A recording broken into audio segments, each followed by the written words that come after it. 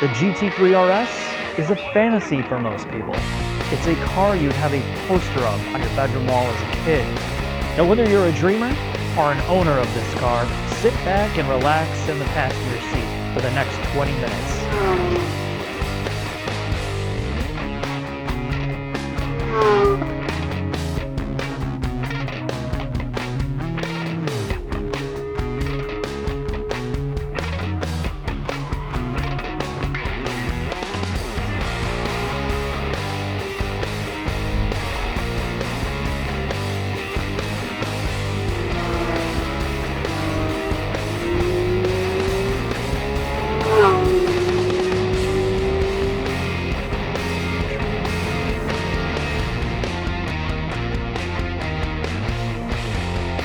Hi, I'm Britt Jr., former IMSA driver and track driver for Savage Geese. I've driven a lot of different cars for Jack and Mark on the racetrack, but when they reached out to me about driving the 992 GT3RS, I knew it'd be a capable car of a track record.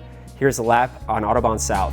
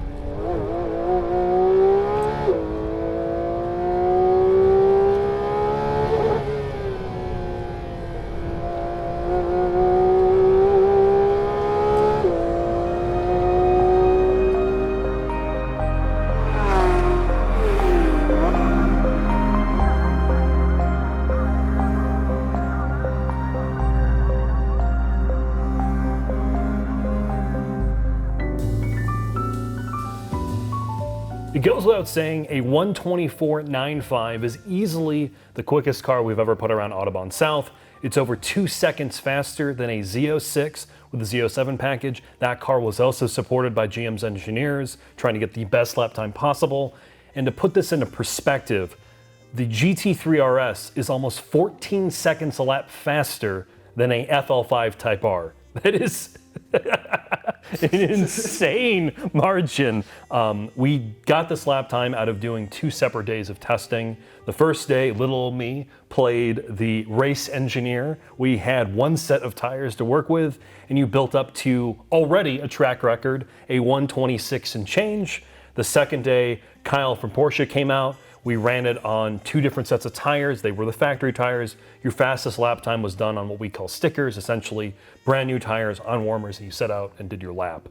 I think the biggest highlight of it is just so overbuilt for the car that it is in terms of being the ultimate 911. I agree, it is. It's an absolute track weapon. The amount of downforce it creates is just, it's shocking, it's confidence inspiring. It makes you as a driver ask for more out of the car because it can take it. And I think that's why it took us 2 days to really maximize it. You know, get acclimated on the first set of tires, then really stick her up and hammer down for the second day.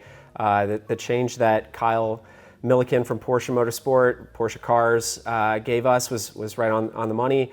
Helped the car turn in on the entry, and I think it's exactly what we needed. The car was fantastic on the brakes, great on the power, consistent over the bumps, and just monstrous corner entry speed everywhere.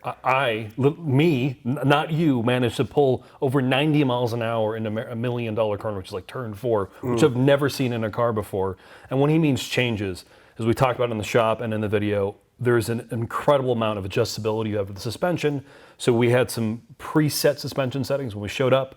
Based upon your feedback, Kyle changed them from when he was here for day 2, and you guys worked together to get the best possible lap time out of this car. Yeah, and I would say that even the baseline setup that Kyle recommended was right in the window where we needed it. I mean, we didn't really make any adjustments past that point. It was really just driver preference on the adjustment that I wanted to make me go faster, you know. And it was really an honor and a privilege to drive this car at the way that I did, and for the lap time that I did. I think it's going to be hard to top that car for sure. Well, we heard from a pro driver. Now you want to see some real driving? You want to watch an overweight Asian and a bald man go 10 seconds lap slower? Let's do it.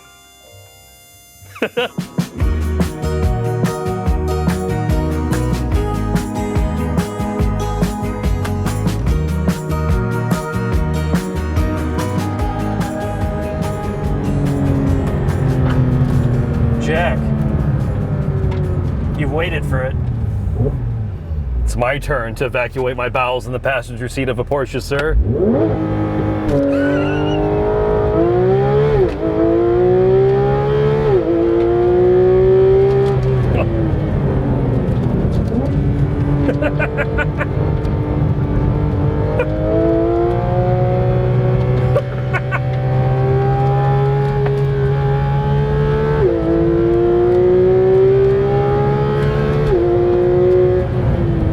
People ask me, Mark, what the best car I've driven is on track. It's this. It's this by such a considerable margin.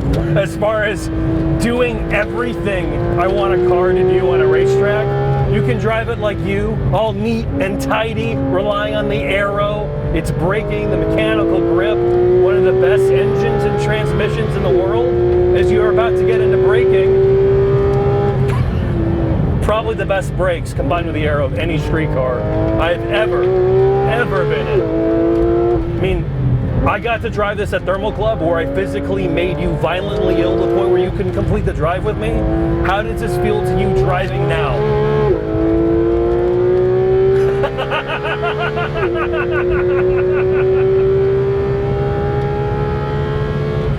Jesus Christ.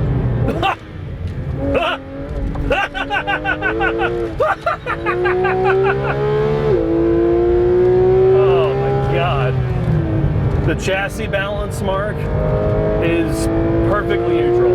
Like, perfectly neutral. It doesn't want to oversteer unless you tell it to. It doesn't understeer unless you make a mistake. You feel the aero basically everywhere above 80 miles an hour. It does crazy things to stability for this car. I mean, if you want to drive basically a race car without having to have a race team prep and set it up for you, there is no better driving tool currently sold that I have been in for racetrack stuff. Is there anything you want to add to that, Mark? This is the best experience in a street car I've ever had on track. I mean, it's everything that you want as a training tool to become the best driver you can be. It's easy enough to set up for somebody that's just getting into it, and it's one of the most rewarding modern cars. In every single dynamic point, the front end works. It's really balanced and neutral. You can be stupid like you and want to drift a car like this, or you can just be as smooth as humanly possible to set the best lap time.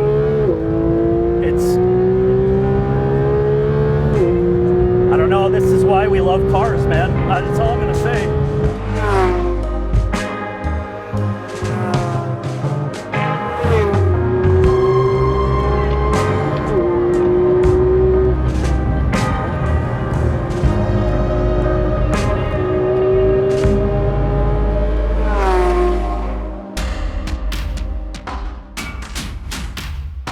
Now that you've seen what this car is capable of doing on track, we want to talk to you about how it can do this through mechanical engineering.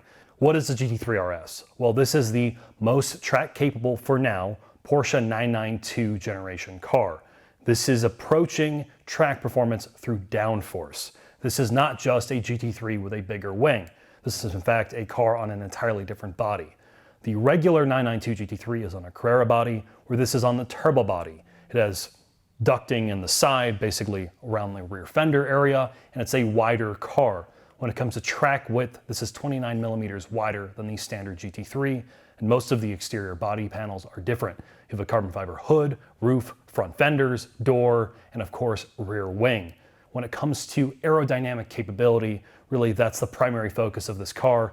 Peak downforce is 1,895 pounds. That is more than a GT3 Cup car, and the same as a GTE Le Mans spec low downforce vehicle. It is less than the high downforce spec GTE, but this is an incredibly capable car. When it comes to suspension tuning, this takes a much more aggressive approach than the standard GT3. The standard GT3 is a car that is meant to be driven to work, on your favorite sunny day, to a track, a vehicle that you can use more of the time. But the GT3RS is really that weekend warrior car. It's for that person who doesn't want a real race car that requires engineers to set it up. This is a car you can drive to the track, drive home, set one of the fastest lap times, and drive on your favorite back roads or on a very special day where you don't care you're gonna get beat up in traffic. Suspension tuning. Let's start with the wider track first. You get a much wider front tire. It goes from a 255 to a 275. In the rear, it goes from a 315 to a 335. You have a lot more mechanical grip. You have a variety of different tire options for this vehicle. You get 50% higher spring rates in this car, and you get fully adjustable dampers. PASM is adjustable separately for the front and the rear. You can go up to +4 to -4. +4 in compression is 100% stiffer than the car in a zero state, and -4 is 40% softer. It is not linear. The control arms are brand new on this vehicle, and of course the ball joints are as well. So there's anti-dive and anti-squat in the ball joint setup. The control arms are aero control arms, thus helping that total downforce number at peak speed. The control arms themselves produce 88 pounds of downforce. You get carbon fiber sway bars front and rear. The front bar is 50% softer. The rear bar is equivalently as stiff as you get in a GT3. Suspension tuning in this car is built around that extra aerodynamic grip and of course mechanical grip found in this vehicle. You also get fully adjustable sway bars, so you can go soft or hard, fine-tune that suspension setup, and the actual dampers are threaded, which means you can adjust ride height for corner balance. This car does get rear steer. The rear steer helps with turn-in, but really what it's designed for is stability at high speeds, effectively lengthening the wheelbase of the car. This car also gets a fully adjustable rear differential. This is the PTV Plus differential. It's Porsche's eDiff. You've seen it before, but now you can adjust coast and power, essentially adjusting the characteristic of this car on initial turn-in and under power as you're entering corner exit. Now back to the aerodynamics. 1,895 pounds of downforce is a somewhat misleading number. That's at 177 miles an hour. You're never gonna see that on a regular track. For reference, the peak downforce in the 992.1 GT3RS was 895. This car, in comparison, makes that peak number the old car made at 123 or 124 miles an hour. In fact, it makes more than that. In real world tracks, and the tracks that we primarily run at, like Autobahn Country Club, you'll see speeds between 120 and 140 miles an hour. This car is making more downforce at those speeds than something like a Z06 with a Z07 package. It really does affect the way this car drives. It has mechanical grip in corners, it helps with braking. The DRS setup in this car means it has an active front wing along with these lower ducts in the front, helps with braking, it helps with mechanical grip, and if you want to go in a low downforce mode, say you're in a big straight, you're just putting this thing around, the car will also do that to help reduce drag. This is a very, very impressive system. Now, let's quickly talk about drivetrain because honestly, it's the least interesting part of this car. You get a 4-liter handmade flat 6. This is slightly different than the flat 6 you get in a GT3. What is the same essential engine family and engine. It gets oiling changes, it gets cooling changes like this S-duct radiator in the front, extra oil capacity, and a little different oiling philosophy in the heads to deal with the extra G-forces of this. Though, if you drag race the regular GT3 with this, it would actually lose. This car, due to all the extra drag and a slight increase of weight, makes this a little less quick in a straight line. The gearing of the PDK, unlike the GT3, this is automatic only, is also more aggressive. And of course, you get extra cooling underneath this car. Now, with all that said, we wanted to talk about this from a technical perspective so you get a better appreciation of the specific design decisions they made. So let's head into the final thoughts.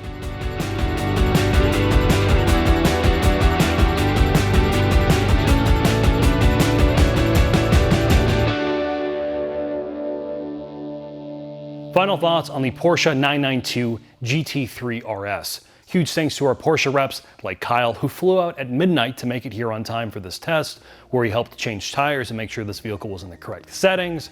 Our PR reps, Calvin, Luke, and Frank, and of course, Britt Casey Jr.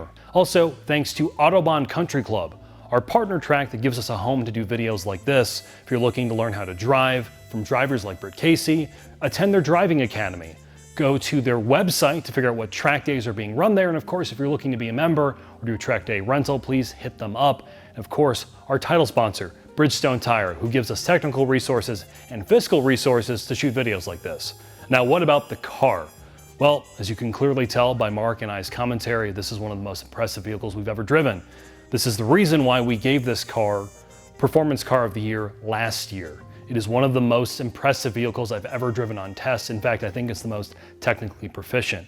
If you love driving, you're gonna love this car. It is a near perfect driving tool.